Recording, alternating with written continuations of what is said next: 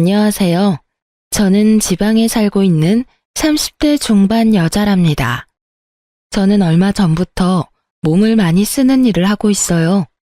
열심히 땀 흘려 일하다 보니 그동안 얼마나 쉽게 살아왔나 매일 깨닫고 있네요.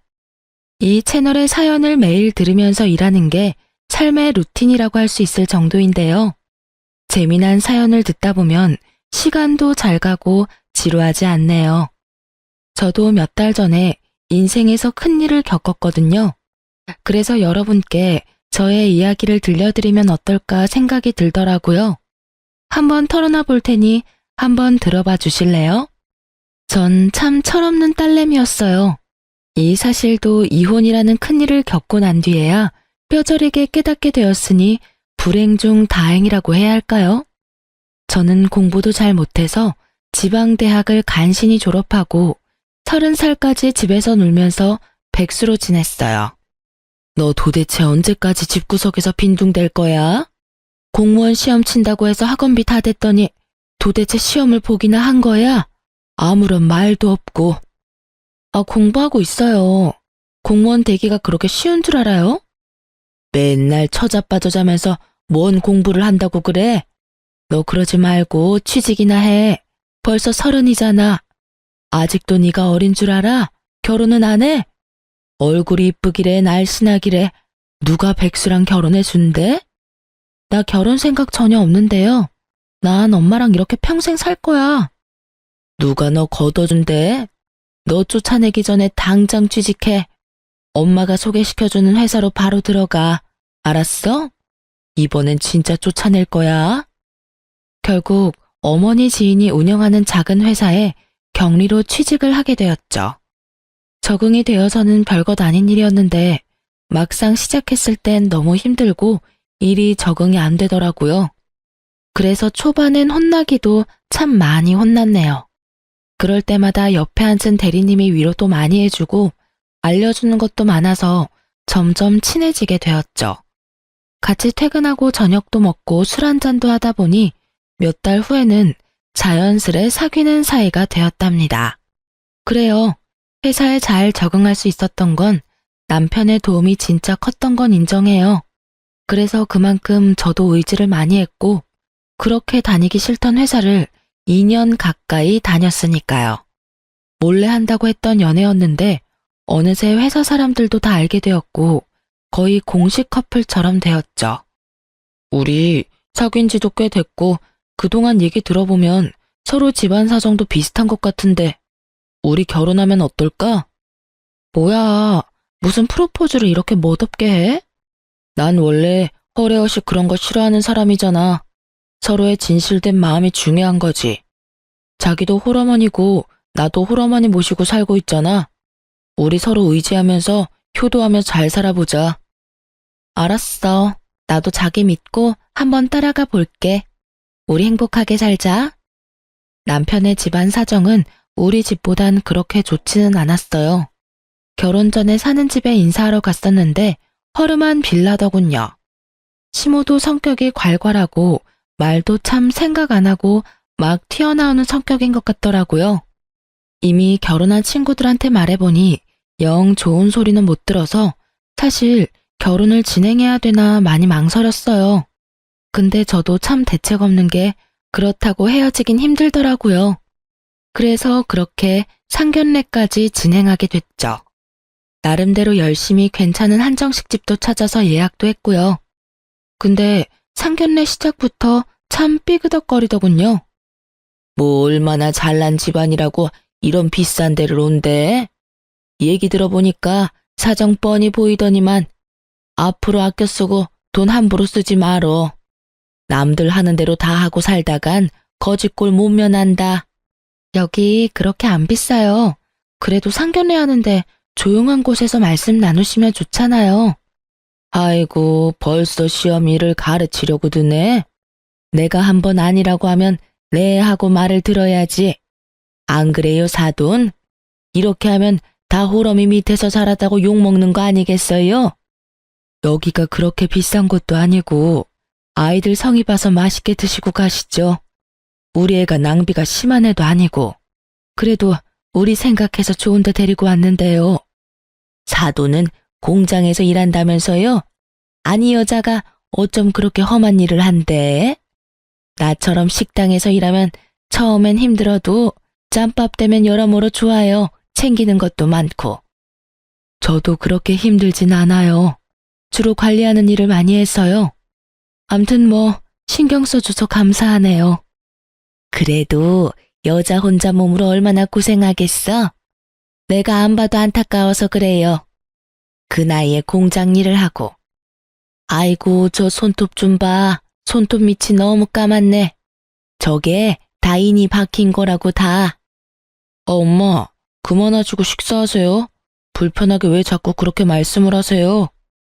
제 표정이 안 좋아지니까 남편이 얼른 수습하려고 애쓰더군요. 진짜 친정엄마한테 자꾸 시비 거는데 상 뒤집고 나와버리고 싶더라고요. 지금 생각하면 차라리 그때 그렇게 파토내버렸으면 나중에 더 추한 꼴은 안 봤어도 됐을 텐데 모든 게 다 후회되네요. 아무튼 그 후로도 계속 시모가 친정엄마한테 시비를 걸었는데 남편이 눈치껏 막아줘서 상견례를 마칠 수 있었어요. 처음부터 내키는 결혼이 아니었는데 신혼집 구할 때도 역시 돈 때문에 싸우기도 많이 싸웠네요. 신혼집을 얻어야 되는데 남편이 좀처럼 돈 얘기를 안 꺼내는 거예요. 답답해서 결국 제가 총대를 맸죠. 결혼식 준비할 것도 많고 제일 급한 건 집을 구해야 되는데 왜 가타부타 말이 없어? 상의를 해야 집을 사던 전세를 구하던 할 거 아니야. 뭐 그렇게 급해. 대충 예산 맞춰서 전세 구하거나 정 안 되면 월세로 구하면 되지. 너나 나나 사정 뻔한데. 뭔 사정이 뻔해? 우리 집 와봤잖아. 나름 괜찮은 아파트 살고 있고 자기도 와서 놀랐잖아. 난 그 정도 아파트에선 살고 싶어. 그것도 욕심이야? 둘이 사는데 빌라에서 시작해도 되지. 꼭 아파트에서 살아야 해. 너 은근히 진짜 허세가 있다. 사실 나 모은 돈 5천만 원 있어. 집 구하려면 대출 좀 많이 받아야 해. 넌 일 시작한 지 얼마 안 됐으니까 모은 돈도 없을 거 아니야? 난 모은 돈은 없지만 엄마가 마련해 주신대. 근데 자기가 마련하는 금액만큼 똑같이 주신다고 했단 말이야. 대출 좀 받아서 이왕이면 집 매매해서 시작하는 게 여러모로 좋지 않을까? 그럼 5천만 원 해주신다는 거네? 그럼 모으면 1억이네. 그걸로 어디 빌라 월세나 전세 알아보자. 형편껏 사는 거지. 넌 왜 그렇게 욕심이 많아?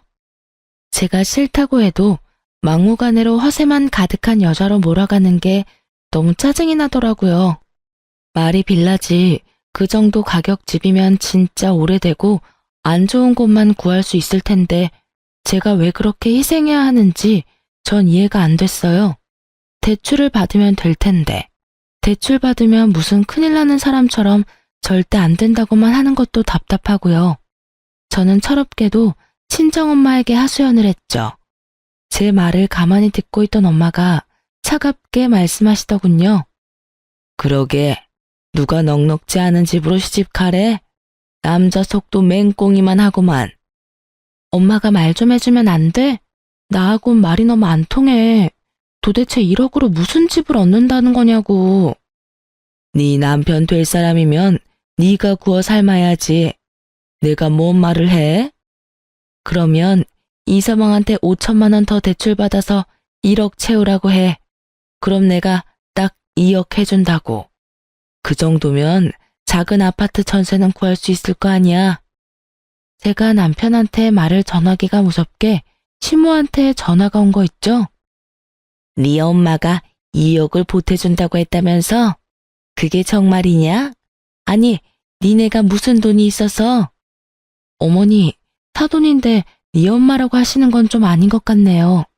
네, 맞아요. 상철 씨가 1억 준비하면 2억 해주신대요.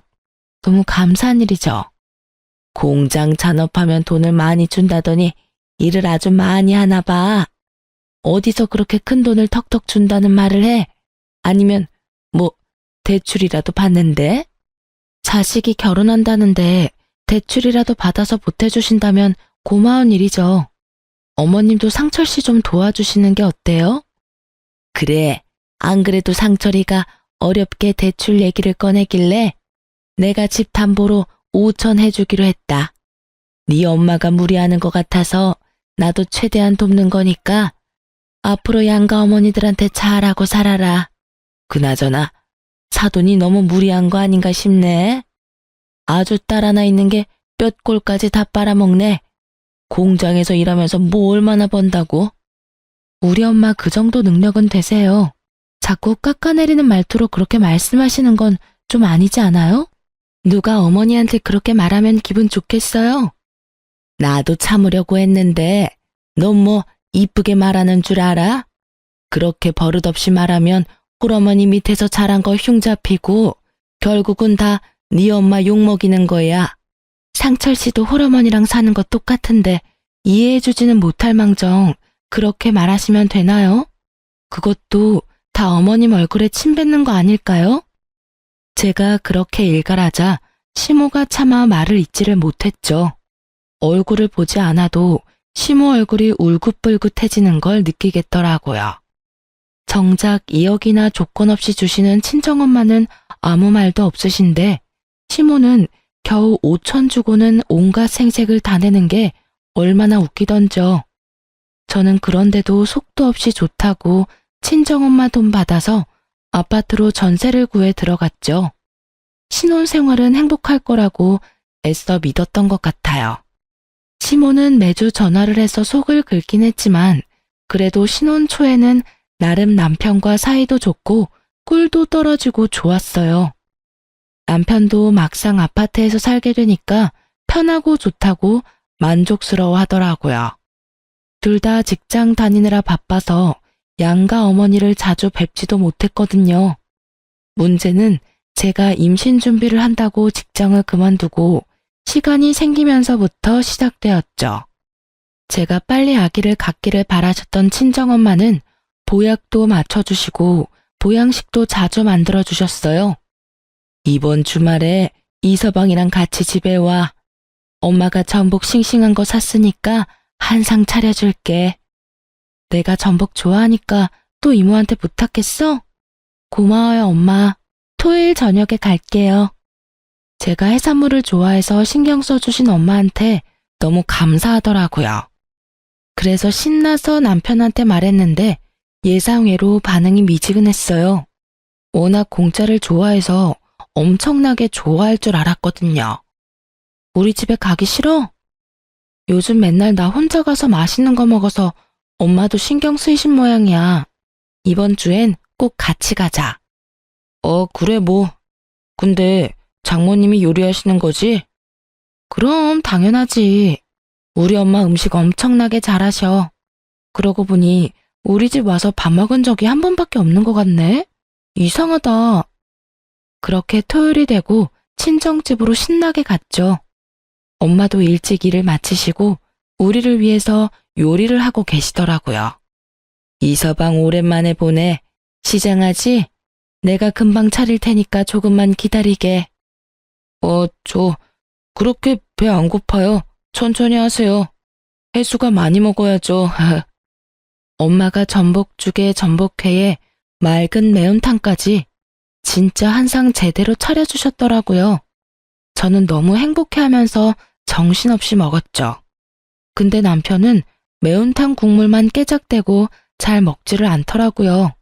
표정도 잔뜩 굳어있는 게 화난 사람처럼 보였어요. 왜 그렇게 못 먹어? 배라도 아픈 거야? 음식이 입맛에 안 맞나? 아니면 전복 싫어하는 거 아니야? 다른 거 줄까?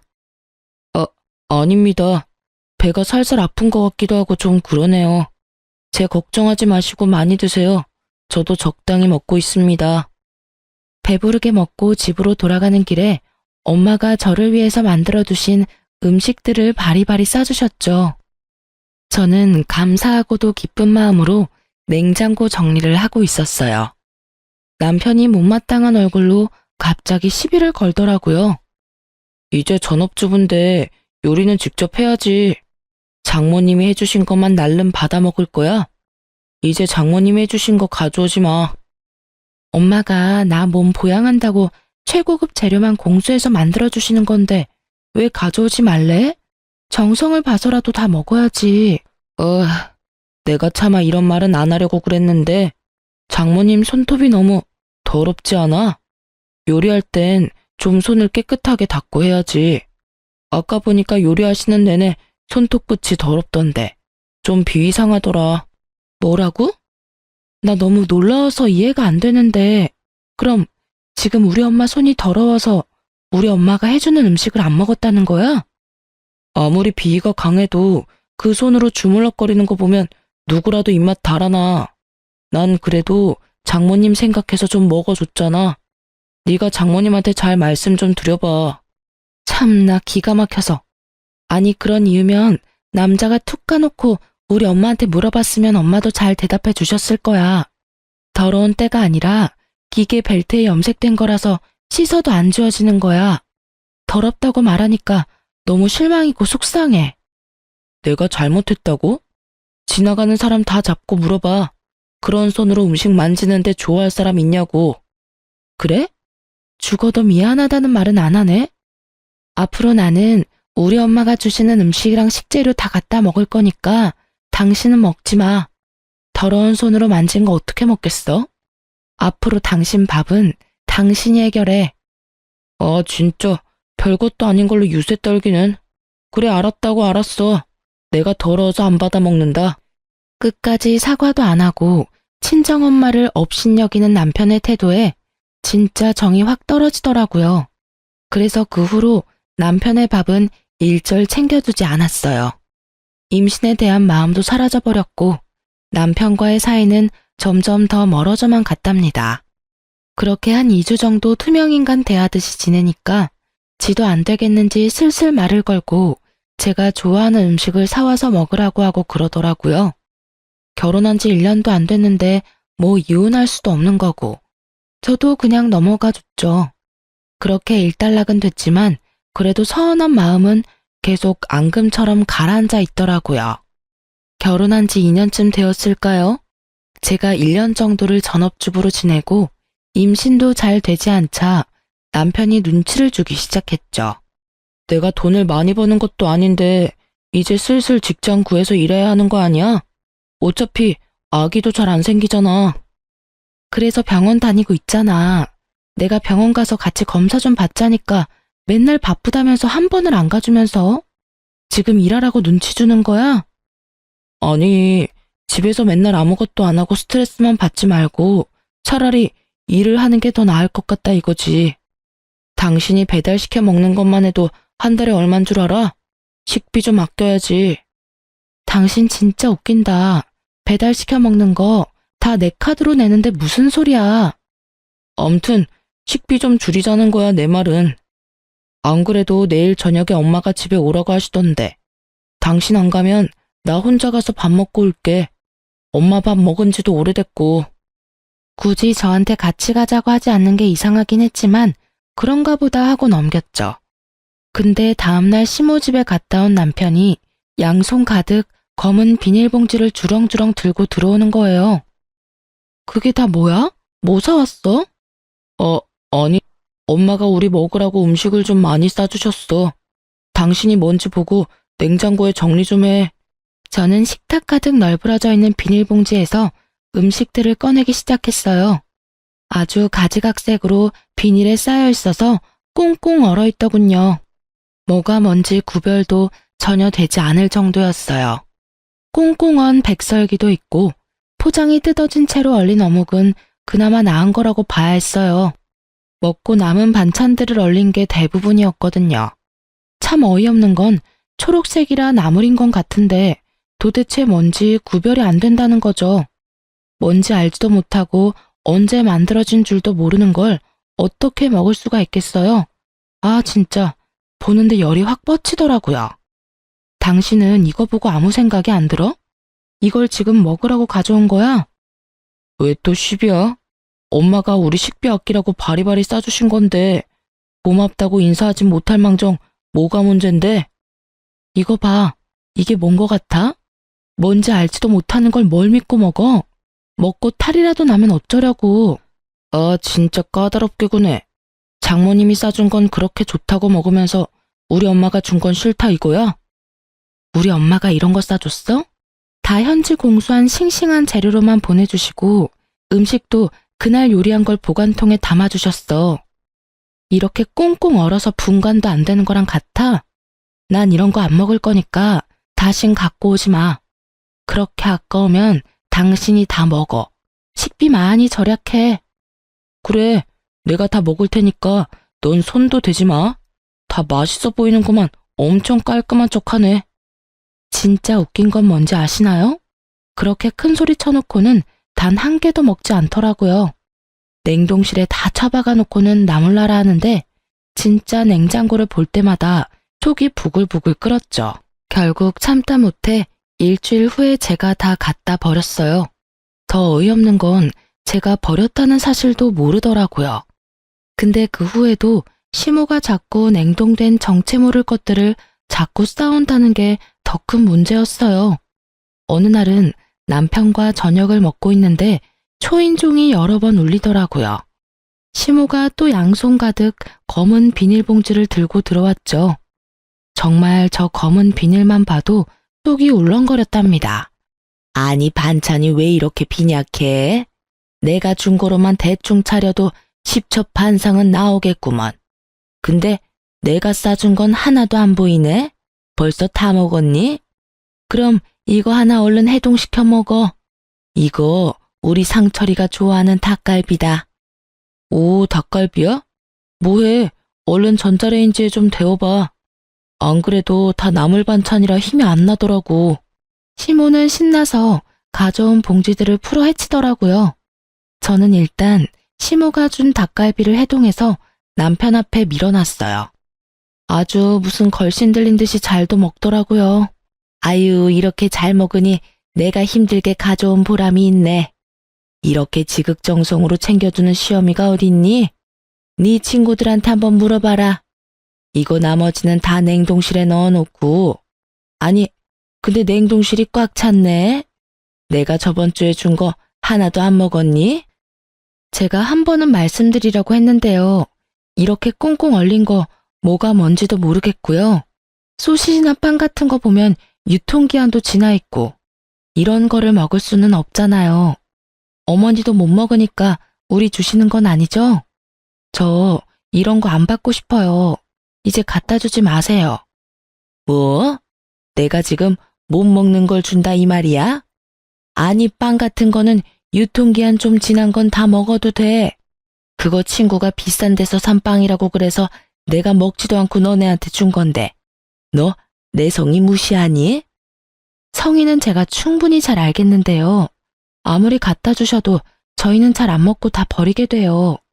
그니까 싸다 주시는 어머니도 힘들고 저도 힘들잖아요. 그만해 주셨으면 좋겠어요. 이런 거 다 올린 거라 유통기한 지나도 다 먹어도 돼.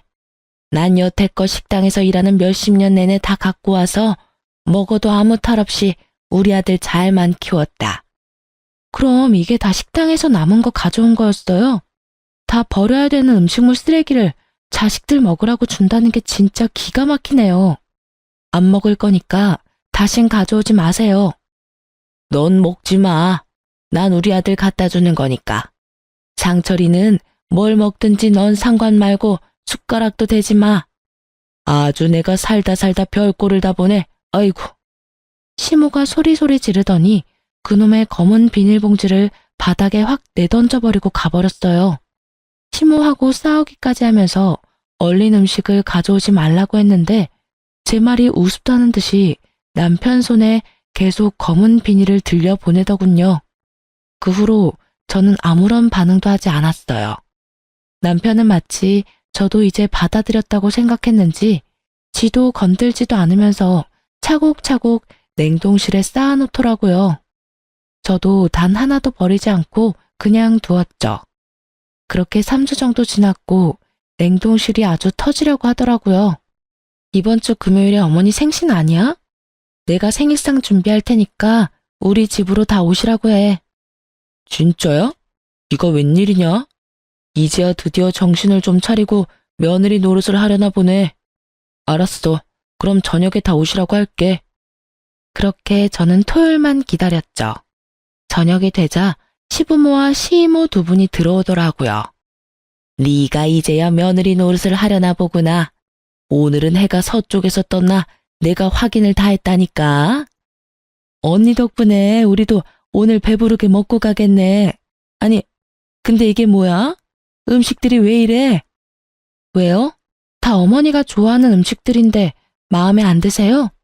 어머니는 뭔지 다 아시죠? 얼른 앉아서 드세요. 너, 이게 뭐야? 이거 설마 내가 다 갖다 준 거를 지금 생일상이라고 내놓은 거야?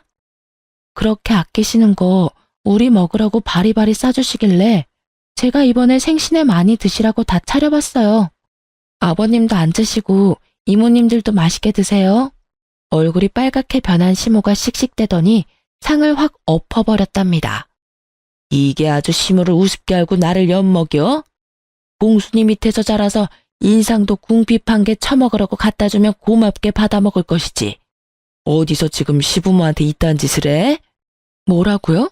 공순이? 그렇게 부른 거 당장 사과해요. 당신이 뭔데 우리 엄마가 어떤 사람인 줄 알고 그렇게 업신여기고 막말하냐고요. 뭐? 이게 진짜 뚫린 입이라고 말을 막 하네. 네가 그딴 식으로 버릇없이 말하니까 공순이 딸이라는 소리를 듣는 거야. 알아? 너 당장 잘못했다고 싹싹 빌어.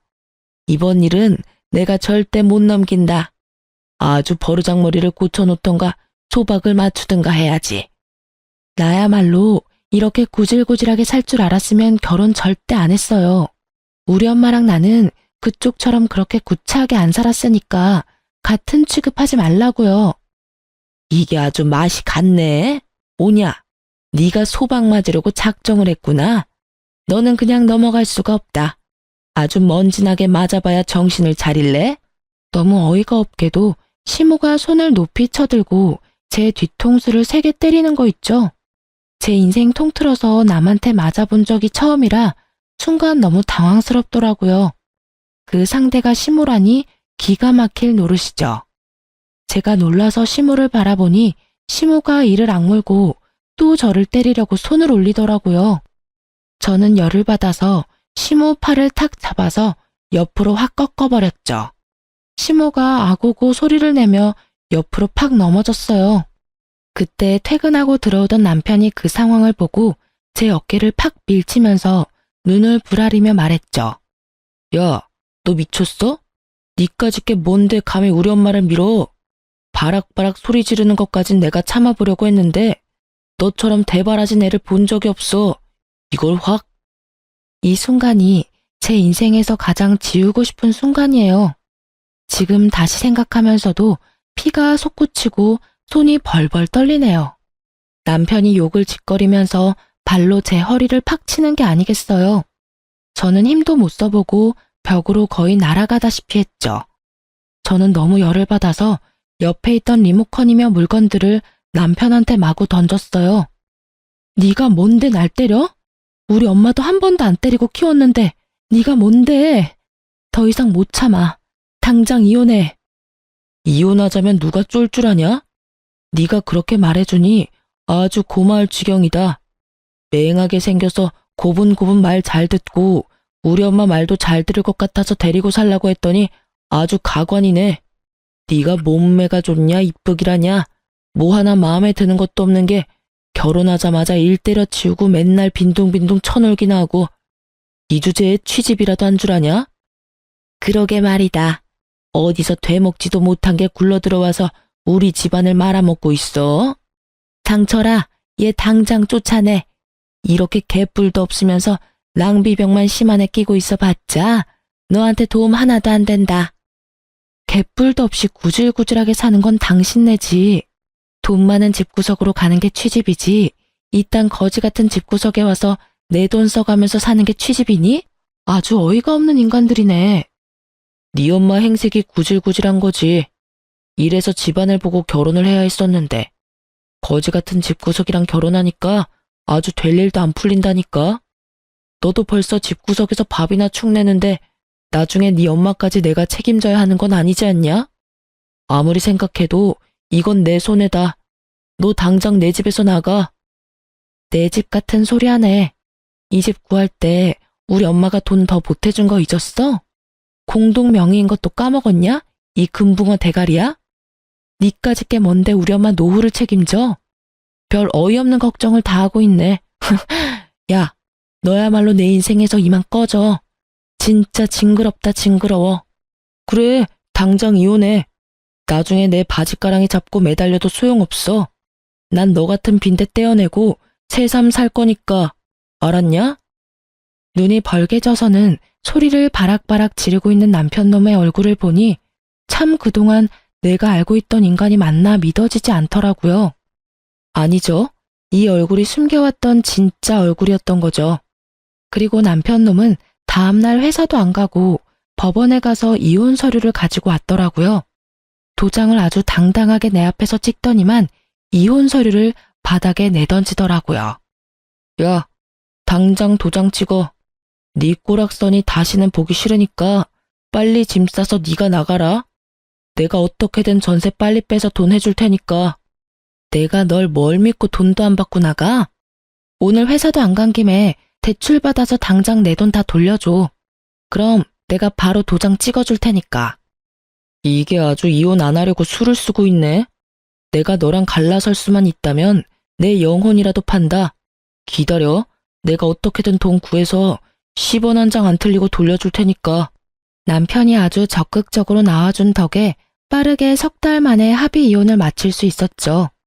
법원을 나서면서 무슨 하찮은 벌레 보듯 쳐다보던 남편놈의 눈빛을 잊을 수가 없네요. 저는 엄마가 속상해하실까봐 말하지 않으려고 했는데 이혼하고 다시 친정으로 들어가야 했기에 죄송하고 부끄럽지만 모두 털어놓을 수밖에 없었죠. 저의 이야기를 모두 들은 엄마가 불같이 화를 내시더라고요. 너는 바보처럼 그걸 혼자 다 떠안으려고 했어? 쓸데없는 건 엄마한테 잘도 말하면서 제일 중요한 걸 혼자 끌어안고 끙끙대? 이 화상아, 내가 처음부터 그놈이 마음에 안 들었어. 그래서 너한테도 절대 집안 얘기하지 말라고 했던 거야. 네 인생 개차반으로 만들어놨으니 내가 그놈도 절대 가만 안 둔다. 장 사장한테 당장 말해서 모가지 자르라고 해야겠다. 남편과 제가 만났던 그 직장 기억하시죠?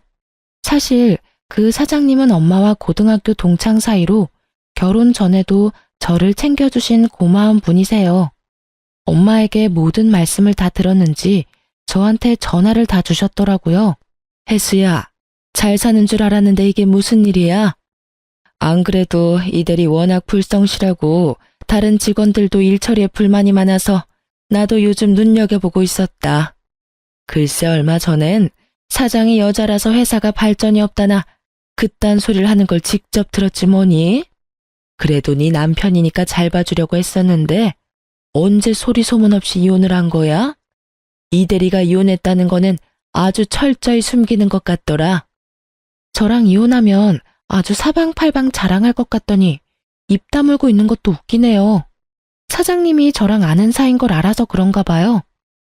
암튼 나도 요즘 사정이 안 좋아서 권고사직할 몇 명 추려놨는데 이 대리가 포함된 건 꼭 너 때문은 아니야. 물론 내가 너 어릴 때부터 봤던 이모인데 네 편 들어주는 건 또 당연한 거 아니겠니?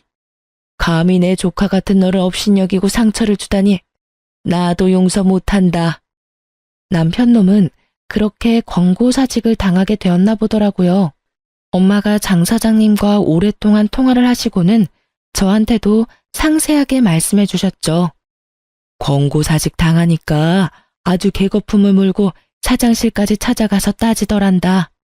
뭔 고발을 하겠다나 뭐라나 한바탕 난리를 쳤다나?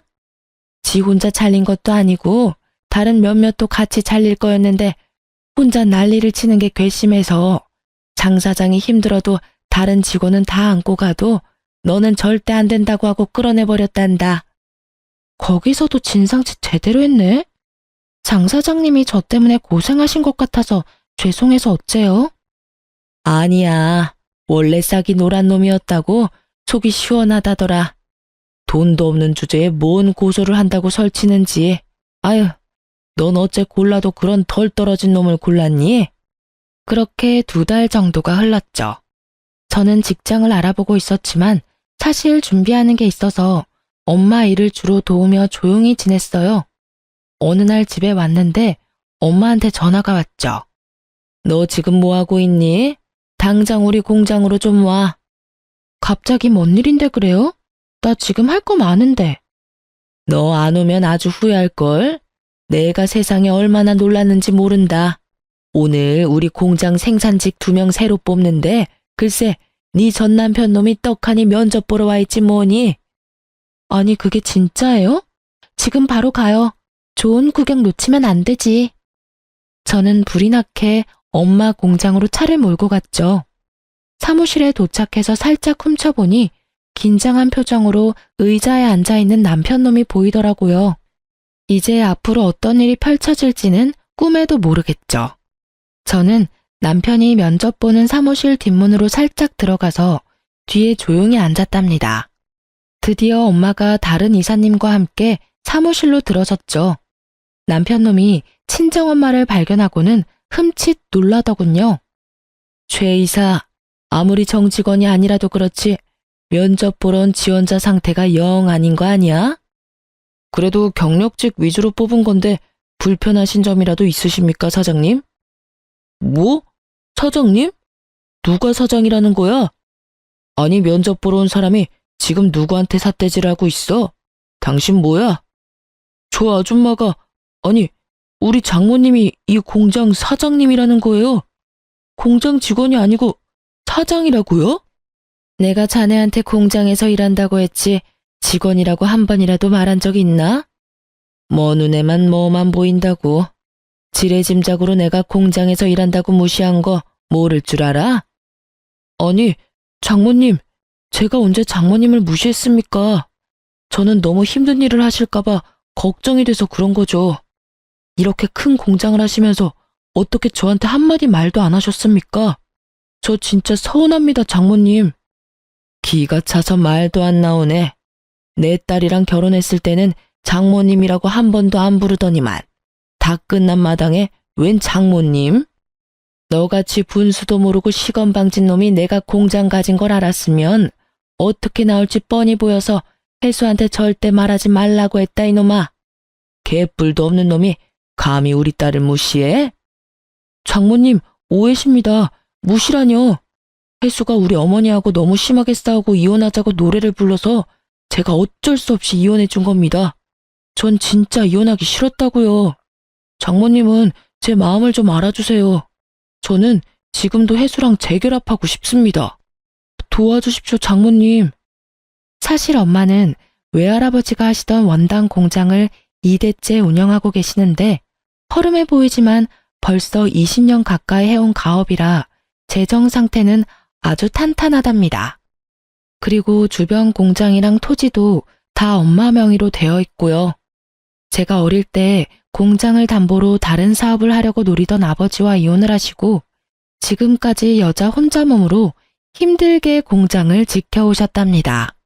워낙 멋도 안 내시고 일만 해오셔서 다른 사람이 보기엔 초라해 보일 수 있어도 사업을 이렇게 오랜 시간 해오시는 것만 봐도 진짜 대단하시다고 생각해요. 그런 엄마를 공순이라고 무시하던 시모와 전 남편 놈인데 이젠 엄마 앞에서 딴 말하는 걸 보니 피가 거꾸로 솟았죠. 당사자가 뒤에서 똑똑히 다 듣고 있는데 어디서 거짓말이야? 당신이 나서서 한 이혼인데 누구한테 지금 덤탱이를 씌워? 여전히 치졸하고 이기적인 건 여전하네. 백수되더니 아주 초췌해진 게 돈이 많이 없나 봐? 어쩌지? 난 일을 안 해도 그쪽보단 신수가 좋은 것 같은데. 뭐야, 여보도 있었네? 여보, 내가 이혼한 뒤로 하루하루 후회하면서 살고 있어. 당신한테 연락하고 싶어도 염치가 없어서 하지도 못하고 매일 우는 내 마음을 알아? 여보, 우리 다시 시작하자. 내가 당신이랑 장모님 도와서 이 공장에서 열심히 온몸 다해 일할게. 누가 여기서 일 시켜준대? 너는 식당이라는 네 엄마 집에 빌붙어서 그렇게 평생 비참하게 살아. 나는 너랑은 다르게 평생 잘 먹고 잘 살 것 같은데? 장모님, 그러면 이 공장에서 일이라도 할 수 있게 해주십시오. 지금 우리 어머니도 허리 다쳐서 식당에 못 나가시고 제가 빨리 취직해야 하거든요. 나이가 있어서 취직도 잘 안 되고 너무 힘듭니다. 제발 여기서 일하게 해주세요. 너랑 네 엄마가 우리 딸을 식충이 취급하고 얼마나 무시했는데 어디서 지금 취직시켜달란 뻔뻔한 개소리가 나와? 당장 우리 딸 앞에서 꺼져. 이 공장에서도 꺼지고. 전 남편이 엄마 앞에서 무릎 꿇고 소리치면서 울기 시작하자 보다 못한 직원들이 남편 놈을 정문 밖으로 끌어내버렸죠. 철문을 흔들고 난리를 쳐서 결국 경찰까지 불렀답니다. 경찰이 오자 겁을 먹었는지 아주 조용히 따라가는 꼴이 참 우습더군요. 더 웃긴 건 뭔지 아시나요? 다음 날 엄마가 격양된 목소리로 전화가 왔답니다. 아주 염치가 없는 게 아주 아들이나 어미나 똑같다. 세상에, 오늘 네 전시모가 공장까지 찾아온 거 있지?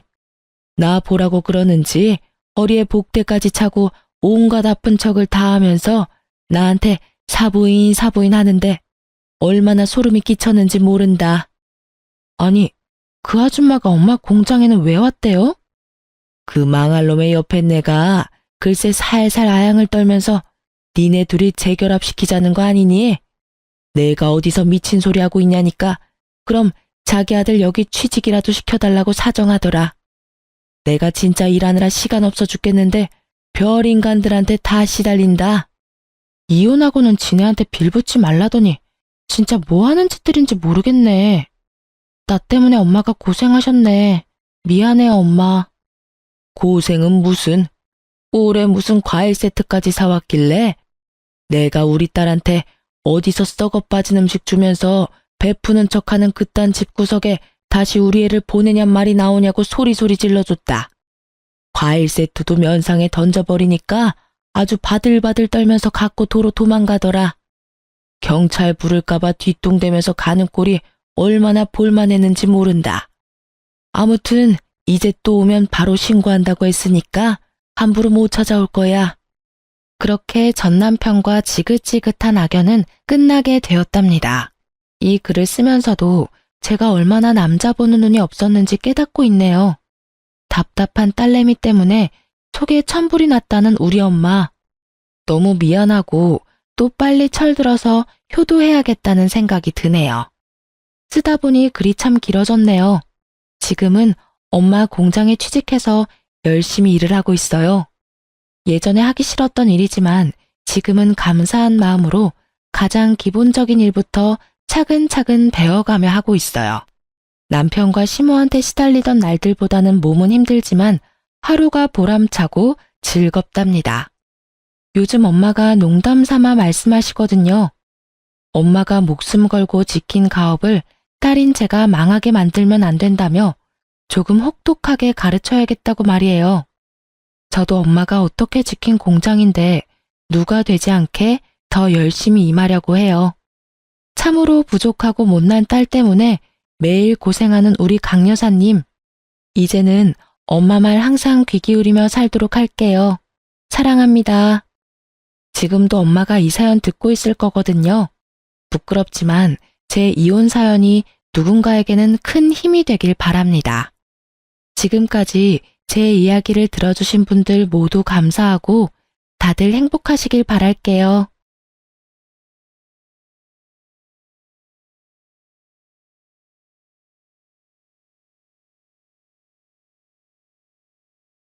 안녕하세요. 저는 올해로 이혼한 지 3년이 되는 이혼녀입니다. 제가 사연글을 쓰게 된 이유는 얼마 전 만난 전 남편 덕에 결혼 전의 일들을 떠올렸기 때문이에요. 모든 이혼이 그런 건 아니겠지만 대다수의 이혼처럼 제 이혼 과정도 무척이나 더럽고 찌질했어요. 쿨하게 해결할 수 있었다면 얼마나 좋았을까요? 하지만 그러기에는 너무 많은 것이 엮여 있었고 구질구질하게 널려 있었던 게 문제였죠. 저와 남편은 대학교 캠퍼스 커플이었어요. 보통 CC라고 부르는 연인 사이였는데 대학 졸업 후 바로 아이가 생기는 바람에 어린 나이에 결혼하게 된 경우에 해당해요. 보통 어릴 때 결혼하면 나중에 안 맞아서 힘들다고 하는 사람도 많은데 저희는 정말 30대 후반까지 이 결혼을 잘 이끌어왔어요. 서로가 잘 맞는다기보다는 잘 맞춰주는 사람들이었고 둘 다 소란스러운 걸 싫어했기 때문에 그 결이 잘 맞았던 것도 있었죠. 어려서 만나서 같이 고생해서 결국 자가로 집 마련한 것도 서로 돕지 않았다면 가능하지 않았을지도 모르죠.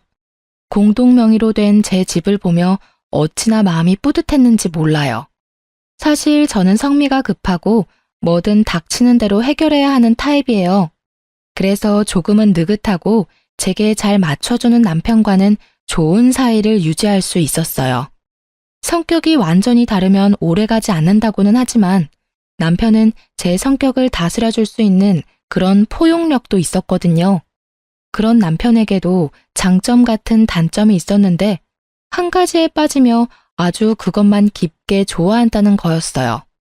그렇지만 그것 때문에 저희 사이가 틀어지거나 한 적은 절대 없었어요. 남편이 저를 포용하듯 저도 남편을 존중해줘야 한다고 생각했거든요. 남들이 보기에는 꽤 이상적으로 보이는 저희 가정에 문제가 생긴 건 첫째 아이가 유치원에 가던 해에 일어났어요. 그 당시 저는 둘째를 가지려고 애쓰고 있었어요. 남편은 외동아들이고 시댁에서는 그런 남편 때문인지 아들을 원하더라고요. 물론 첫째 딸도 무척 좋아해 주셨어요. 그렇지만 그것과는 별개로 아들이 하나 있었으면 좋겠다는 뜻을 은근히 내비치셨거든요. 솔직히 둘째는 저도 바라는 상황이었고 딸이든 아들이든 하나는 더 가지자고 생각하던 참이었는데 잘 되지 않았어요. 저와 남편에게 문제가 있어서라기보다는 남편이 너무 바쁜 탓이었어요. 그래도 짧은 시간을 이용해 집안일에 신경을 쓰려고도 했고요. 저는 그러려니 했답니다. 본래도 이런 식으로 바빴다가 좀 한가했다가 왔다 갔다 하는 직업이었거든요. 그런데 하루는 남편이 제게 용돈을 좀 달라고 하더라고요. 사실 저희는 경제권을 완전히 합친 게 아니었어요. 우리는 월급이 얼마인지 오픈하고 생활비로 쓸 금액과 목돈으로 모을 금액을 정확히 정한 다음 딱 반씩 서로 부담해서 돈을 모으기로 했거든요. 나머지 월급은 알아서 쓰고 그걸로 뭘 하든 상관없다였고요. 생활비는 둘이 합쳐 150만 원, 목돈 모으는 것도 둘이 합쳐 150만 원. 월급에서 150만 원을 가게에 제출하고 나머지는 알아서 쓰도록 한 거였어요. 그리고 1년마다 생활비가 더 붙을 것 같으면 좀 더 늘리고요. 이런 식으로 가계부를 키워왔거든요. 그런 상황에서 남편의 용돈 요구는 당황스러운 일이었어요. 저보다 돈을 많이 버는데 그 돈이 다 어디로 갔을까요? 그래도 가끔 그럴 수 있을 거라 생각하며 남편에게 용돈을 줬어요. 그렇게 그달은 넘어가나 싶었는데 그 다음 달에는 생활비마저도 넣어주지 않더군요. 이상하다고 생각했어요. 혹시 뭔가 또 하나에 빠져서 돈을 많이 쓰고 있나 싶었는데 이렇다 할 바뀐 점이 없어서 잘 모르겠더라고요. 그래서 남편 몰래 남편의 카드 내역을 한번 확인해 봤거든요. 그런데 보통 음식점, 편의점, 마트, 인터넷 쇼핑몰이 전부인 카드 내역에 보험금으로 빠져나가는 항목이 엄청 많더라고요. 금액대도 높아서 순간 당황했죠. 남편은 결혼 전에 보험을 2개 가지고 있었어요. 자동차 관련 보험 제외하고요. 하나는 실손이고 하나는 질병 진단비 나오는 보험이었는데 갑자기 듣도 보도 못한 보험이 비슷한 시기에 여러 개 가입이 되어 있더라고요. 보험을 들면 보험 서류가 있을 테니 혹시나 싶어 안방에 보험 관련 서류 넣어두는 파일을 꺼내서 살폈어요. 역시나 최근에 작성한 보험 서류들이 몇 개나 되더군요. 거기서 발견한 게 이 보험을 설계해준 설계사의 명함이었어요. 그리고 거기 적힌 번호가 무척 눈에 익더군요. 남편의 핸드폰으로 가끔 전화 오는 번호였는데 남편은 일로 만나는 사이라고 했었거든요. 그런데 보험 설계사와 보험 청구할 일도 없는데 그렇게 자주 연락할 일이 없잖아요. 그때 살짝 그런 생각이 들었어요. 남편이 이 여자한테 호구 잡힌 건 아닌가 하는 생각이요. 게다가 전화 받을 때마다 저 듣지 못하도록 옷방에서 받고 오고 솔직히 여태껏 남편이 한눈을 판 적이 전혀 없었고 그런 기미도 없었기 때문에 저도 마음을 놓았던 건지도 모르죠. 증거도 없고 아무것도 없는 데다가 남편 카드 내역에도 모텔 같은 내역은 없었기에 저는 미리 그런 불미스러운 일이 일어나지 않도록 미리 남편에게 이야기하기로 했어요. 싹은 애초에 잘라버리는 게 좋으니까요. 저는 그날 남편을 기다렸어요. 탁자 위에는 남편 보험 가입 서류들과 보험 설계사의 명함을 탁 올려놓고요. 그날따라 일찍 돌아온 남편은 절 보더니 깜짝 놀라더라고요. 뭐해? 여기서? 당신 기다렸어. 나 좀 볼까? 많이 바쁜 일이야. 나 좀 씻고 밥도 좀 먹고 나서 들으면 안 될까? 안 돼. 이거 듣고 씻고 밥 먹어. 저는 남편을 맞은편에 앉도록 했어요. 저는 서 있었죠. 남편을 아래로 내려다보면서 고압적인 자세가 남편을 위축하게 만들었는지 아니면 이 공기가 평소와 다르다고 느꼈는지 저를 힐끔힐끔 쳐다보더니 탁자 위에 놓인 서류 더미로 눈을 옮기고는 화들짝 놀라 다시 날 쳐다보더라고요. 거기서 약간의 확신을 더 얻었죠. 내가 결혼하기 전에 절대 용서 못하는 거 이야기해줬는데 혹시 기억나? 아니, 기억 안 나는데. 나는 바람 피는 남자는 절대로 용서를 못해. 단 한 번이라도 들키면 나는 모든 관계 정리하고 남보다 더 못한 사이로 지낼 거라고 그때 이야기했어. 남편이 제 말에 대한 답을 못 찾더라고요. 그러더니 겨우 한마디 했어요. 근데 그게 지금 여기서 왜 나와? 나 바람 피운 거 없는데? 그래, 당신이 바람 피웠으면 나는 여기 있지 않았을 거야. 당신이 아직 바람을 피운 것 같지는 않으니까 여기 있는 거지. 이 보험 왜 들었는지 말해볼래? 오, 다 필요해서 가입한 거야. 일하던 사람들이 이런 거 저런 거 알려준 게 많아서. 정리하고 추가하다 보니까 좀 많아졌고. 나는 당신이 보험을 몇 개를 들던 얼마를 들던 솔직히 상관없어. 그런 부분 터치하지 말자고 경제권을 완전히 합친 게 아니니까. 그런데 생활비까지 못 낼 정도면 좀 심각하지 않아? 그리고 나는 이 정도로 보험을 많이 드는 사람은 못 봤어. 한 달에 거의 100만 원 가까이 나가는 것 같은데 당연히 몇 개는 해지해야 하는 거 아닐까? 가입한 지 얼마 안 돼서 가입 기간을 좀 유지해줘야 하는데. 보험 설계사랑 엄청 자주 연락하더라. 연락처 저장 안 하면 내가 모를 줄 알았어? 전화번호 뒷자리 이미 외워뒀는데 명함에 있는 전화랑 똑같더라고. 가입이 다 끝났는데 왜 연락을 유지해? 둘이 무슨 사이야? 혹시 썸 타니? 그런 거 아니야. 그냥 궁금한 게 있어서 연락하는 거지. 자기가 생각하는 그런 거 절대로 아니야. 아니라서 다행이네. 내가 여기서 확실하게 경고하겠는데 혹시라도 당신 바람 피우려면 나랑 이혼할 각오하고 펴. 다른 여자 만날 거면 재산 반 떼어주고 애 뺏기고 온 집안에 망신당할 각오로 하라는 말이야. 알아들었어? 알아들었어. 근데 진짜로 나 그런 거 아니라니까? 왜 어림짐작으로 사람을 이렇게 몰아붙여? 아니라면 됐잖아. 그리고 그 여자랑 별 사이 아니면 당장 필요 없는 보험 해지해. 그거 끌어안고 가면서 집에 돈 축나는 꼴 나는 못 봐. 만약에 그거 해지 안 하면 당신이 바람핀다고 생각하고 그 여자 찾아갈 거야. 제가 그 여자를 찾아가겠다고 말하니 남편이 저를 쳐다보며 알겠다고 나지막이 대답하더라고요. 확인했어. 다음 달 카드 통장 내역 내가 확인할 거고 카드사에 직접 전화해서 물어볼 거야. 만약에 저 보험들 다 갖고 있으면 어떻게 되는지 알고는 있지? 아, 그러지 말고 차라리 내가 보는 앞에서 그 여자한테 전화하던지 보험사 직접 전화해서 해지해. 그럼 깔끔하겠네. 오, 지금 저녁이라서 업무가 안 되는 거 아니야? 내가 내일 알아서 정리할게. 아니야, 내가 있어야 정확하잖아. 그러면 내일 내가 점심시간에 당신 회사 앞으로 갈게. 밥 먹으러 나와. 밥 먹는 김에 처리하면 되지. 그럼 되겠지? 남편은 제 말에 반박도 하지 못하고 고개만 끄덕였어요. 그리고 그 다음날 점심시간에 저는 남편 회사로 찾아갔어요.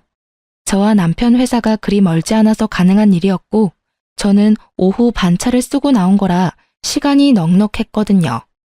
그렇게 식사 자리에서 저는 남편에게 전화를 하라고 시켰어요. 누가 봐도 하기 싫은 거 억지로 하는 얼굴로 남편이 보험회사에 전화해서 가입한 거 다 해지한다고 하더군요. 그리고 몇 개 해지를 하고 나서야 저는 방긋 웃어줬어요. 체할까봐 말 안 했는데 이제 밥 먹으라며 남편에게 식사를 권했어요. 그런데 식사가 끝나갈 무렵에 남편에게 전화가 오더라고요. 남편이 황급히 전화를 끄는 걸 보니 그 여자인 것 같더라고요. 저는 남편에게 손을 내밀었어요. 핸드폰 줘. 왜? 전화 안 받아도 돼. 받으면 왜 해지했냐 다시 넣어라.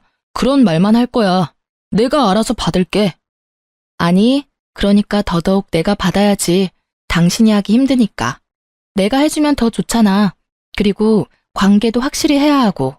그래도 남편이 핸드폰을 주려 하지 않자 저는 제 핸드폰을 꺼내서 그 여자의 번호를 찍었어요. 당신 폰으로 안 되면 내가 내 폰으로 전화할게. 결국 남편은 죽상인 얼굴을 한 채로 전화를 걸더군요. 저는 남편의 손에서 폰을 뺏었어요. 전화를 하자마자 곧 여자 목소리가 들렸어요. 오빠, 갑자기 보험을 해지하는 게 어딨어. 오빠 해지해서 지금 내가 얼마나 곤란한지 알아? 오빠라는 단어가 참 열받게 들리긴 처음이었어요. 누군데 남의 남편에게 오빠라는 단어를 쓰는지. 오빠 아니고요. 그 오빠 안 사람이에요. 남편 보험금이 너무 많이 나와서 제가 해지시켰어요.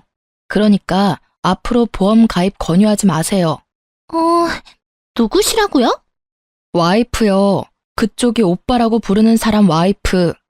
그리고 두 분이 얼마나 친밀한 관계인지는 모르겠지만 연락은 적당히 해주세요. 제 말에 상대방 여성은 아무 말도 안 하고 가만히 있더군요. 할 말을 못하는 건지 할 말이 많은데 안 하는 건지. 알 수 없었지만 저는 제 할 말만 했어요. 그럼 알아들으신 걸로 알고 전화 끊을게요. 아, 그리고 남편 보험 계속 정기적으로 확인할 거니까 보험 가입 권유 절대 하지 마세요. 한 번 더 확인 사살한 저는 전화를 끊었어요. 남편 얼굴은 안절부절 똥 마려운 개처럼 보였어요. 둘이 짧은 시간 동안 오빠 동생 하는 사이 됐네? 그래도 남의 남편을 오빠라고 막 부르는 건 좀 아니지 않아? 처음부터 알던 사이면 몰라도 다른 여자한테 가볍게 오빠라고 부르라고 하지 마. 어디 가서 오해 사기 십상이니까. 그렇게 남편에게 확인시켜두고 저는 집에 돌아왔어요. 돌아오는 길에 확신이 들었어요. 그 여자가 제 전화에 침묵한 이유부터 시작해서 남편의 그 똥마려운 표정까지. 분명히 둘 사이에 어떤 감정적인 교류가 있기는 한 것 같았어요. 그러지 않고서야 아무런 사이도 아닌데 저의 불쾌한 전화를 그렇게 조용히 넘어가진 않았겠죠. 그런데 아예 말을 안 하는 걸 보니 자기가 말을 잘못 꺼냈다가 뭔가 뽀록 나면 안 될 것 같아서 그런 선택을 한 것 같더라고요. 제가 봤을 때는 그 여자와 썸을 타고 있었거나 아주 극 초반이었겠죠. 솔직히 화가 너무너무 났지만 그래도 이 정도 선에서 제가 알아채고 끊을 수 있어서 다행이라고 생각했어요. 그렇지만 내심 찝찝한 마음은 가라앉지를 않더라고요. 점점 더 남편을 의심하게 되고 일거수일투족을 감시하게 됐어요. 그렇게 정기적으로 남편의 카드 내역을 검사했고 남편은 그럴 때마다 죄인이 된 것처럼 제게 카드 내역을 보여주고 검사받았어요. 그렇게 몇 달이 지나고 그 보험 사건이 잠잠해질 때쯤 저는 습관처럼 남편의 카드 내역을 확인하고 있었어요. 앱에 매번 들어가 확인하기 귀찮아서 메시지를 확인하는데 별거 없더라고요. 그런데 증거는 다른 곳에서 튀어나왔어요. 바로 남편의 지갑에서요. 남편은 영수증을 지갑 안에 잘 정리하는 습관이 있는데 그날 제가 현금을 빼지 않아서 현금을 써야 할 일이 생겼거든요. 그래서 남편에게 이야기하고 남편 지갑에서 돈을 꺼내는데 잘못해서 영수증이 우르르 떨어져 버렸거든요. 결국 영수증을 정리하는데 하나 몇십만 원이 넘는 걸 산 내역이 있었어요. 그런데 메시지를 확인했을 때는 그 내역이 없었거든요. 분명히 남편이 메시지를 지운 거였다는 확신이 들었어요. 저는 그 영수증만 몰래 챙겨서 주머니에 넣었어요. 남편에게는 아무 말 없이 지갑도 돌려놨죠. 남편도 제가 지갑은 검사 안 하니까 거기다가 아무 생각 없이 끼워 넣은 것 같더라고요. 결국 저는 그 영수증으로 남편이 무엇을 샀는지 추적하기 시작했어요. 우선 가게가 어디인지 알아보기 위해 영수증에 적힌 곳을 인터넷으로 찾아봤어요. 주얼리 샵이더군요. 그리고 전화를 해서 남편이 산 물건이 뭐였는지 확인을 부탁했죠. 제가 산 물건과 겹치면 안 된다고요. 그랬더니 알려주더라고요. 고가의 팔찌였어요. 저는 최대한 이성을 유지하기로 했어요. 조만간 저의 결혼 기념일이 있으니 그때 저에게 줄 선물일지도 모르잖아요. 그렇게 일주일을 참아 결혼 기념일이 되었는데 남편이 제게 선물을 주더라고요. 몇만 원짜리 티셔츠였어요. 그것도 남편과 커플티. 딱 봐도 남편 취향인 옷이었죠. 자기가 갖고 싶었던 옷을 사는 김에 제 것까지 산 것 같다는 느낌이 팍 들었죠. 저는 남편이 바람을 핀다는 걸 확신하고 남편과 상간녀의 증거 사진을 확보하기로 했어요. 생각보다 어렵지는 않았어요. 주말에 일을 간다고 해놓고 나와서는 남편 뒤를 따라다니며 사진을 찍었거든요. 그리고 남편과 모텔에 들어가는 여자의 사진을 건졌어요. 여자는 투피스 정장에 화장도 헤어도 완벽하게 해서 누가 봐도 전문직 여성처럼 보이더군요. 그 여자가 누구인지는 몰랐지만 저는 분노로 몸이 바들바들 떨리는 걸 느꼈죠.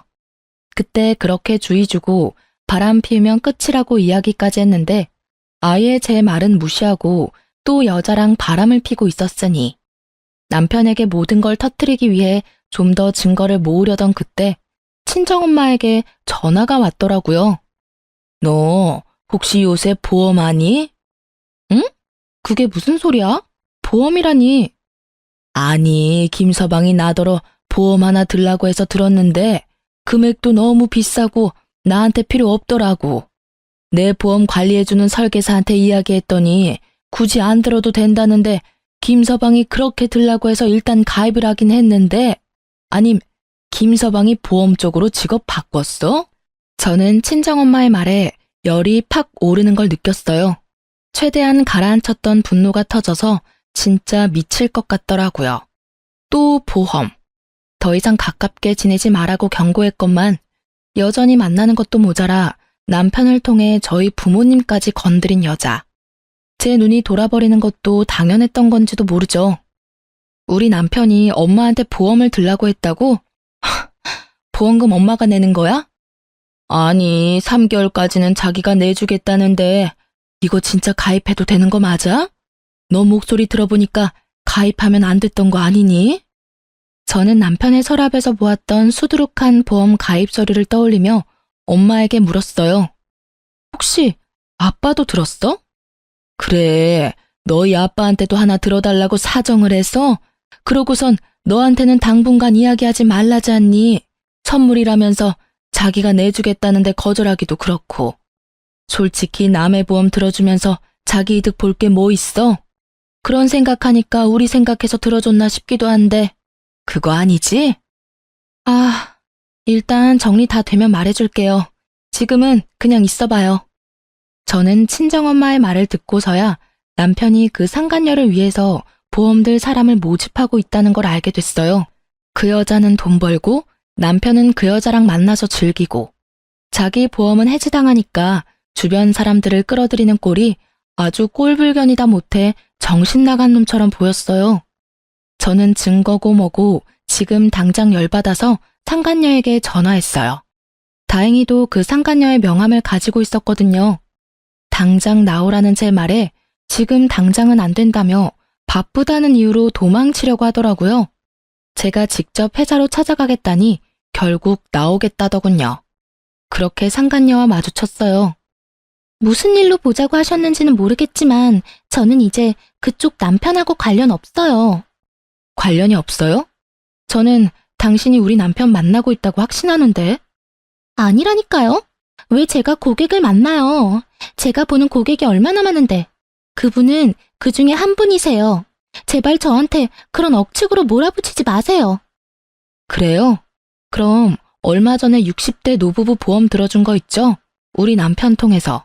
그거 해지 좀 해주실 수 있나요? 저희 부모님은 그거 필요 없거든요. 보험 해지는 제가 임의대로 못하죠. 그건 당사자가 하는 거예요. 그리고 그건 따님이라도 강제하실 수 없어요. 필요하니까 들었겠죠.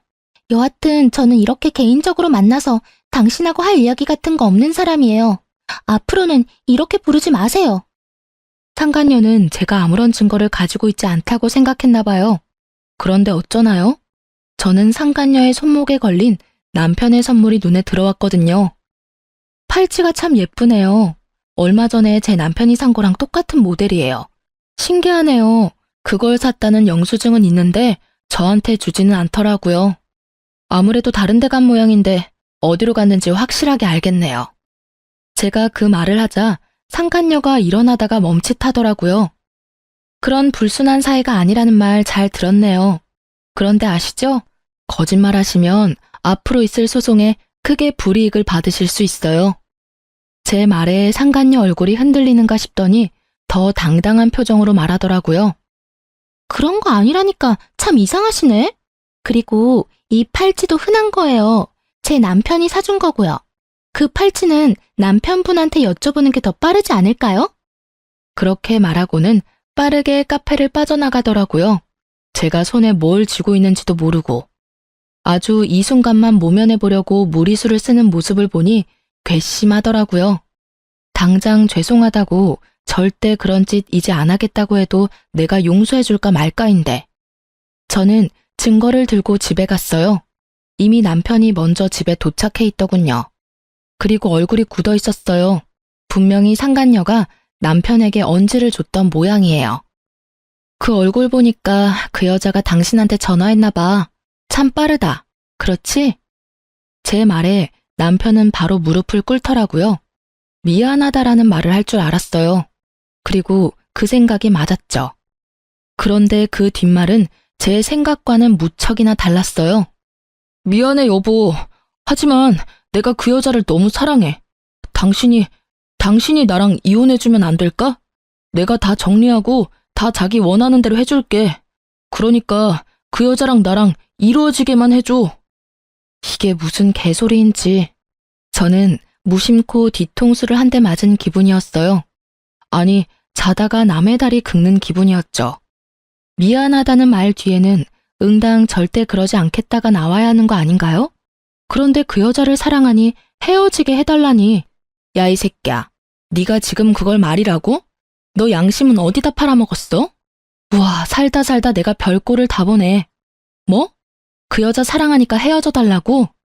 네가 지금 나한테 그런 말 할 수 있는 자격이 있다고 생각해, 미친놈아? 그래서 미안하다고 했잖아. 제발. 나 그 여자 없으면 안 돼. 그 여자 만나고 온 거 다 알아. 그 팔찌도 당신한테 사주고 헤어질게. 뭐든 당신이 해달라고 하는 대로 다 해줄 테니까 이혼해줘, 제발. 남편의 그 단점이 하나에 빠지면 아주 끝을 보는 그 성격이 여기서 빛을 발할 줄이야. 저는 정말 몰랐어요. 살면서 남편의 여자가 저 하나뿐일 거라고 생각한 건 아니에요. 하지만 법적으로 결혼을 했으면 당연히 서로에게 충실해야 하는 법이잖아요. 감정을 억눌러서라도 상대방을 위해야 한다고 생각했는데 남편은 그게 아니었던 거예요. 저를 설득해서라도 그 여자한테 가고 싶은 거였죠. 저는 하고 싶은 말이 많았지만 참았어요. 그 여자가 유부녀고 애가 있다는 사실도 말하지 않았어요. 이혼하고 싶다고? 제발? 진짜 이제는 정말 지친다. 네가 나한테 사과와 용서를 빌 걸 예상했지.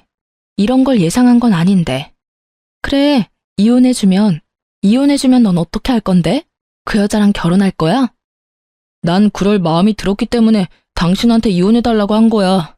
그러니까 당신이 나를 양보해주면 안 될까? 그리고 당신도 다른 남자 만나봐야지. 우리 대학 때 사귀어서 여태껏 다른 사람 만나본 적 없잖아. 지금 내 마음을 뛰게 만드는 사람이 나타났는데. 그만해, 그만하라고. 네 연애사 듣고 싶은 마음 아니거든? 너 나랑 결혼할 때도 그런 말 하지 않았어? 애까지 딸린 유부남이야. 당신 제발 정신 좀 차리라고. 이혼을 해주면 잘 될 것 같아? 그거 네 착각이야. 그 여자가 너랑 똑같은 마음이라는 건 네 착각이라고. 제가 그렇게 말해줘도 남편은 들은 척도 하지 않더라고요. 오히려 자기 말이 맞는다며 철석같이 믿는 모습을 보니 이제는 돌리기엔 너무 늦었다는 생각이 들더라고요. 이런 미친놈을 데리고 살아봐야 내 인생만 피곤해질 거라고 생각했어요. 너 진짜로 나랑 헤어지고 후회할 생각 없지? 경고하는데 나는 이혼하면 재결합이나 번복은 안 해. 그거 알고도 네가 그렇게까지 말한다면 알았어. 내가 너랑 이혼해줄게. 너를 위해서가 아니라 나를 위해서 이혼하자. 대신 내가 원하는 거 다 해주기로 한 거 잊지 마. 많이 안 바래. 재산 반으로 분할하고 애 친권 양육권은 내가 가져갈 거야. 그리고 위자료 내놔. 그때 내가 이야기했지. 그럴 각오로 바람 피웠을 테니 위자료까지 싹 다 받아갈게. 남편 얼굴에 화색이 돌더군요. 솔직한 말로 이혼 안 해주고 남편을 계속 괴롭혀주고 싶었는데 남편이 그 여자 상황을 모르는 것 같으니 그냥 이혼하기로 한 거였어요. 이혼하고 자기 마음대로 아무것도 되지 않으면 이중으로 고통받을 테니까요. 남편과 이야기를 끝내고 그 다음날 저는 상간녀의 집 앞에서 상간녀를 기다렸어요. 집은 당연히 뒤를 캐서 알아냈죠. 그렇게 상간녀 집 앞에 있는데 그 여자가 한 남자랑 팔짱을 끼고 돌아오고 있더라고요. 제가 먼저 말을 걸었어요. 안녕하세요. 우리 이야기 좀 할까요? 제 등장에 상간녀 얼굴이 사색이 되더니 할 말 없다며 집으로 들어가려고 하더라고요. 남편분인 것 같은데 인사라도 드릴게요. 지금 이야기 안 하면 다른 쪽으로 인사드릴 건데 그거라도 괜찮으면 그렇게 하시고요. 제 말에 압박을 느낀 상간녀가 남편을 집으로 돌려보내고는 저와 카페로 갔어요. 이번엔 무슨 일로 오셨어요? 저 진짜로 그 사람이랑 아무 사이 아니라니까요. 이렇게 괴롭히면 경찰 부를 거예요? 경찰 부를 필요 없고 남편이랑 헤어지기로 했으니까 빨리 저희 남편 데려가서 결혼하세요. 저한테 당신을 너무 사랑하니까 제발 저랑 헤어져 달라고 하더라고요. 저도 받을 거 다 받고 헤어지기로 하는 거니까 신경 쓰지 않아도 되고요. 지금 무슨 말씀하시는 거예요? 전 그 사람이랑 아무 관계 아니에요. 그리고 방금 보셨다시피 아까 그 남자가 제 남편이고요. 어떻게 제가 그 사람이랑 결혼을 해요? 발뺌하지 마세요. 어차피 저 증거 다 갖고 있거든요. 솔직히 말해서 저번에 대화할 때도 증거 다 있었어요. 일부러 꺼내지 않았어요. 너무 숨어버리면 못 찾잖아요. 아니, 두 사람이 싸우는 거면 둘이서 이야기하고 끝내야지. 왜 아무 상관없는 저한테 이러는 건데요? 상관이 왜 없어요? 나 그쪽한테 상간녀 소송할 건데 상관 있지 않아요? 미쳤어요? 저희 그런 사이 아니라고요. 이 여자 미쳤나 봐. 저는 상간녀 앞에 모텔 들어가는 사진, 남편과 뽀뽀하는 사진을 올렸어요. 상간녀 얼굴 순식간에 변하더라고요. 남편이랑 재혼할 거죠? 남편은 그렇게 말하더라고요. 대단하시네요. 남편 아이 있으면서 불륜의 재혼까지. 언제 남편한테 이야기하실 거예요? 먼저 이야기하세요. 그 뒤에 상간녀 소송해드릴게요. 일부러 그렇게 말했어요. 그 여자가 진짜 남편과 만나고 싶은 마음이 있는지 확인하려고요. 이보세요. 저는 제 가정 깨트릴 생각 요만큼도 없어요. 그 사람이 그렇게 생각하는 건 본인 생각이지 제 생각이 아니라고요. 아니 도대체 누가 엔조이랑 결혼을 해요? 끼지도 않아. 그냥 쿨하게 만나자고 하더니 결국은 이딴 식으로 질척하게 굴고. 우리 남편 알면 진짜 당신들 다 고소 고발해버릴 거야. 흥분하는 상간녀의 말들은 모두 녹음되고 있었고 저는 그런 상간녀에게 한마디 했어요. 그럼 당신은 진심이 아니고 남편과 헤어질 생각도 없다는 거죠? 네, 저는 남편과 헤어질 생각 조금도 없어요. 상간녀는 그렇게 말하며 가버렸고 저는 집에 돌아와 남편에게 녹음 내용을 들려줬어요. 남편은 그 대화를 듣더니 부들부들 떨더라고요. 처음에는 아니라고 그냥 불륜인 거 들킬까봐 거짓말한 거라고 하더니 상간녀로부터 문자 한 통 받더니 완전 흥분하더라고요. 앞으로 연락하지 마 라는 문자였죠. 남편 열받아서 상간녀에게 전화했지만 결국 전화는 이어지지 않았고 남편은 분을 못 참겠는지 뛰쳐나가더라고요. 두 사람이 어떤 대화를 나눴는지는 모르겠지만 저는 제 일을 해야 했죠. 저는 남편을 향한 이혼 서류를 작성하고 변호사를 만나고 왔어요. 집에 돌아오니 남편이 저를 기다리고 있더군요. 자, 이거 받아. 오늘 내로 작성해줘. 저는 이혼 서류를 건넸어요. 남편이 그 자리에서 무릎을 꿇더라고요. 여보, 미안해. 나 버리지 마. 그 여자가 남편이랑 애가 있는 사람이라는 것도 처음 알았어. 나는 우리만 헤어지면 그 여자랑 결혼할 수 있을 줄 알았어. 나는 진짜로 그 여자가 그렇게 생각하는 줄 몰랐어. 우리 이렇게 가벼운 사이 아니잖아. 내가 잠깐 정신 나갔었나 봐. 그런 말 한 거 다 내 진심은 아니야. 미안한데 버리는 건 내가 아니라 너지. 나는 상처받고 버림받기까지 하고 너한테 이혼해달라는 요청까지 받은 여자야. 불쌍해도 내가 당신 몇 배는 불쌍하지 않아? 왜? 그 여자가 안 받아준다니까 나랑 헤어지기 싫어? 근데 어쩌지? 나는 당신 보험이 되기는 싫은데. 남자가 한 입으로 두 말하는 거 아니라고 했어. 그냥 헤어지자. 네가 꺼낸 말이니까 마지막까지 네가 책임져. 완고한 제 말에 남편이 흔들리더라고요. 그치만 난 사기를 당한 거라고. 그 여자가 날 꼬시면서 자기는 결혼도 안 한 싱글이라고 했어. 나도 그걸 믿었고. 그래서 그 여자 일을 도와줬던 것뿐이야. 나는 정말로 그 여자한테 당한 거야. 그래. 그런데 넌 나한테 뭘 이야기하고 싶은 거야? 네가 사기당했다는 걸 말하고 싶은 거야? 웃기지 마. 너는 유부남이야. 애 딸린 유부남. 상식적으로 생각해봐도 누가 어떻게 꼬시든 넌 넘어가면 안 되는 거지. 네가 그 순간 떠올렸어야 할 사람은 나랑 내 아이잖아. 그런데 넌 그 여자한테 홀라당 넘어갔잖아. 그 여자가 널 꼬시려고 했다 하더라도 네가 철벽 쳤으면 그럴 일 없지. 네가 그 여자한테 여지를 줬으니 이런 일이 벌어진 거 아니야? 그리고 처음에 내가 그 여자랑 멀리하라고 했을 때 그때라도 말 들었으면 이런 일은 없었겠지. 다 네 손으로 이렇게 엉망으로 망쳐놓고 왜 네가 피해자인 것처럼 굴어? 속 뒤집어지게? 제 말에 이혼은 절대로 안 된다며 눈물을 줄줄 흘리는데 전혀 불쌍한 마음이 들지 않았어요. 하지 말라고 할 때 멈췄어야죠. 제 말에 귀 기울이지 않고 결국은 보란 듯이 당한 걸 왜 남 탓을 하는 건지. 유책 배우자는 당신이고 나는 당신한테 이미 모든 믿음이 사라졌어. 그런데 왜 결혼을 유지해야 해? 이번 일로 깨달았어. 당신은 한 번 빠지면 헤어나오지 못하는 사람이라는 거. 나한테서 이미 마음 떴을 텐데 내가 왜 널 만나? 그냥 이렇게 깔끔하게 헤어지자. 당신이 하고 싶다는 것처럼. 그때 말했던 것처럼 재산 분할, 양육권, 친권 다 내가 원했던 대로 해줘. 그리고 위자료도. 당신 입으로 꺼낸 말이니까 그 정도는 지켜주겠지. 그게 싫으면 소송해. 어차피 소송해도 내가 이길 거니까. 차가운 제 말투에 돌아올 수 없는 강을 건넜다는 걸 남편이 실감했는지 망연자실한 눈으로 저를 보더라고요.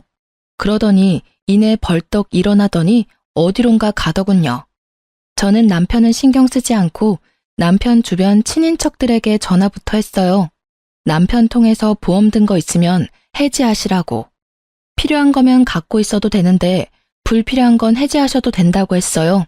전화를 돌려보니 친정어른 2분, 시댁어른 2분에 본인 가족 중에 고모, 삼촌, 조카들까지 싹 다 들어줬더군요. 결국 그분들도 다 보험을 해지했어요. 그렇게 저는 집에서 짐 정리를 하고 있었어요. 이 집에 애착은 있었지만 남편 놈과 함께 지내고 싶은 마음은 눈꼽만큼도 없었거든요. 짐 정리하는 도중에 전화가 오더군요. 그 상간녀였어요. 여보세요? 당신 남편 좀 데리고 가요. 왜 여기 와서 이 난리를 피우도록 만들어요? 제가 그 남자랑은 진지한 사이 아니라고 말했잖아요. 그런데 왜 우리 집까지 찾아와요? 흥분한 채 말하는 상간녀에게 저는 코웃음을 쳐줬어요. 다 자기가 스스로 만든 업보인 걸 누구 탓을 하는 건지. 이렇게 보면 남편이나 이 여자나 똑같은 족속들이에요. 저는 모르는 일이에요. 이미 저랑 이혼 서류 작성했고요. 집에 찾아갔으면 잘 달래서 돌려보내시면 되잖아요. 남자 후리는 거 잘하면서 그 정도도 못해요? 여태까지 단물 쓴물 다 빨아먹었으면서? 누가 단물 쓴물 다 빨아먹었대요? 그리고 이혼 서류 작성했어도 당신이 와이프잖아요. 여기 와서 빨리 이 사람 좀 데리고 가요. 저희 남편한테 이야기하겠다면서 협박하잖아요. 그건 그쪽이 알아서 하셔야죠.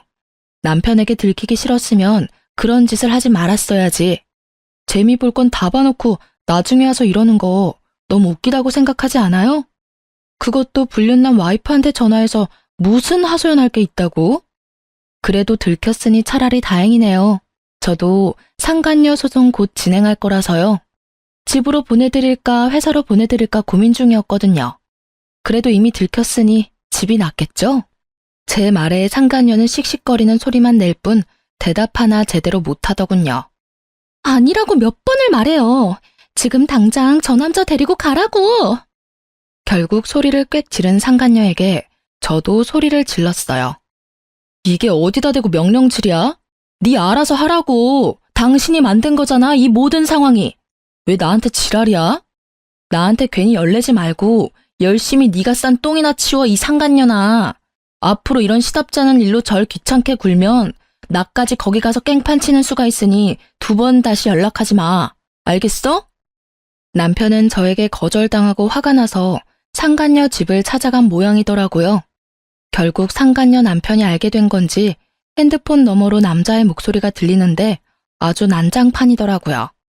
욕설이 난무하고 여자는 아니라며 사정사정하고 남편은 보란듯이 증거사진 보라며 난리고 그 혼란스러운 상황이 너무도 귀에 쏙쏙 들어오더라고요.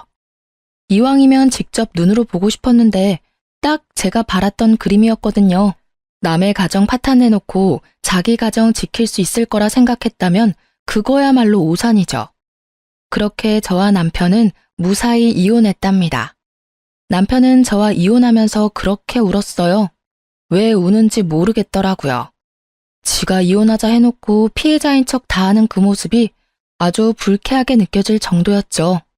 그렇게 저는 받은 돈으로 아이와 살 집을 구하고 이래저래 바쁘게 살았어요. 남편 생각은 전혀 나지 않을 정도로요. 둘이 잘 살기라도 했으면 열받아서 더 생각났겠지만 아예 파투난 걸 봐버리니 그냥 보고 싶지 않은 생각만 들었죠.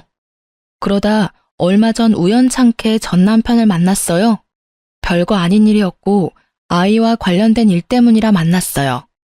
못 보던 사이에 몸집이 2배가 됐더라고요. 살이 엄청 쪄 있길래 이유를 물으니 스트레스로 인한 폭식 때문에 살이 좀 쪘다고 하더라고요. 그래서 요즘은 어떻게 지내? 새로운 사람은 만나고 다녀? 새로운 사람? 이 꼴로? 나 그 여자한테 당한 이후로 여자는 안 믿어. 특히나 직업적인 걸 핑계로 다가오는 사람은 다 못 믿어. 그 여자랑 결혼했을 줄 알았는데 결국은 당신도 혼자 됐네. 그 여자는 이혼당했다는 이야기 들었어. 뭐 서로 이혼한 처지끼리 만날 수도 있잖아. 잘해봐. 죽고 못 사는 사이였는데. 그 여자가 나한테 한 짓을 생각하면 진짜 신고해도 모자랄 정도지만 나도 내가 나쁜 짓을 했다는 걸 알고 있으니까 참는 거야. 그 여자 얼마 전에 나한테 찾아와서 뭐라고 했는지 알아? 내가 자기 인생 엉망으로 만들었으니까 책임지라면서 왔더라. 보험 해지되어서 급여 환수당한 것도 모자라서 이혼까지 당해서 완전 빈털털이 됐더라고. 남편한테 위자료 지급해야 하는 것도 있고 너한테 위자료 지급해야 하는 것까진 있는데 결국 돈은 못 버니 나한테 온 거지. 진짜 끝까지 파렴치하고 정신 나간 여자야. 어떻게 나한테 올 수가 있어? 나한테 어떤 짓을 했는데? 그래도 너 엄청 빠졌었잖아. 이혼해달라고 나한테 부탁할 정도로. 내가 미쳤던 거지. 그 여자가 뭐가 좋다고 그런 짓을 했는지. 당신하고 이혼한 게 내 인생에 가장 미친 짓이었다고 지금도 생각해. 그 여자만 아니었으면 평범하게 행복하게 살았을 텐데. 나한테 와서 책임지라고 난리쳤을 때 진짜 한 대 안 때린 내가 대단하다 싶을 정도야. 너는 절대 안 받아준다고 그 위자료들 갚고 싶으면 혼자서 갚으라고 말하고 내쫓아버렸어. 그 뒤로도 전화 오고 찾아오고 하더니 내가 스토커로 신고하겠다고 하니까 결국 안 오더라고. 전 남편 이야기 듣고 있으니 사랑하던 사이가 돌아서면 남보다 못하다는 말이 딱 떠오르더라고요. 그렇게 좋아서 둘이 붙어먹고는 나란히 나락으로 떨어진 꼴을 보고 나니 그날 저녁밥이 어찌나 맛있던지.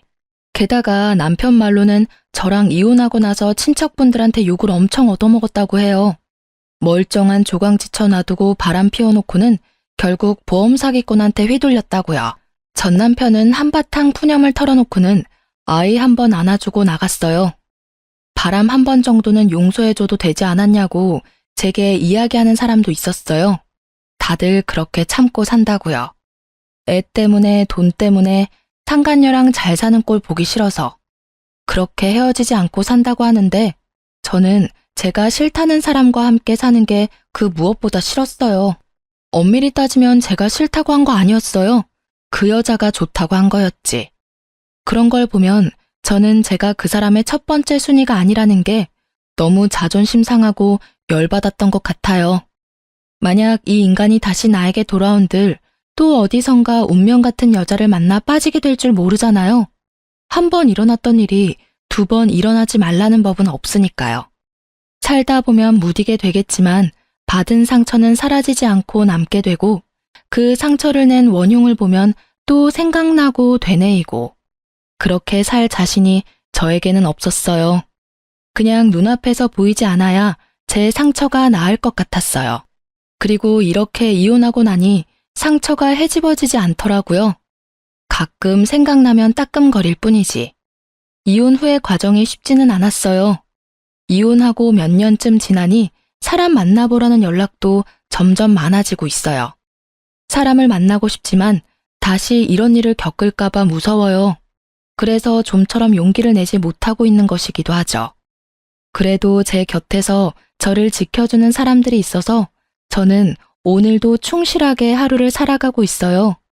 전 남편과의 만남으로 떠올린 제 이혼 이야기 어떻게 재미있게 들으셨나 모르겠네요. 많은 분들이 즐거운 하루를 보낼 수 있기를 바래요. 감사합니다.